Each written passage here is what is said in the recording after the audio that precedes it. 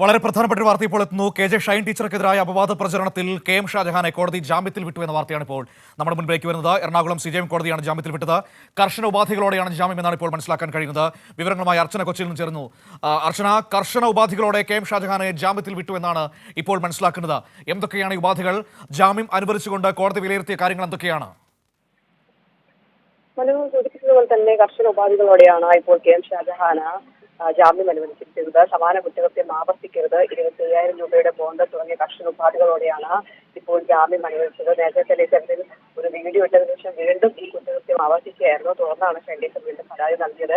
അതുകൊണ്ട് തന്നെ ഇത്തരത്തിലുള്ള കുറ്റകൃത്യങ്ങൾ ഇനി ആവർത്തിക്കരുത് എന്ന കർശന നിർദ്ദേശം അദ്ദേഹത്തിന് നൽകിയിട്ടുണ്ട്. പ്രധാനമായും കോടതിയെ സംബന്ധിച്ച് പറഞ്ഞിരുന്നത് നിരന്തരം ഇത്തരത്തിൽ പരാതിക്കാരിയെ അപമാനിക്കുക, സോഷ്യൽ മീഡിയയിലൂടെ വീഡിയോകൾ പ്രചരിപ്പിക്കുക, അശ്ലീല ചുവയോടെ അതായത് ലൈംഗിക ചുവയോടുള്ള സംസാരിക്കുക, ഇത് വീഡിയോയിൽ പ്രചരിപ്പിക്കുക തുടങ്ങിയ കാര്യങ്ങൾ നിരന്തരമായി പ്രതി ചെയ്തുകൊണ്ടിരിക്കുകയായിരുന്നു. അതുകൊണ്ട് തന്നെ കസ്റ്റഡി അപേക്ഷ കൂടി സമർപ്പിച്ചിരുന്നു.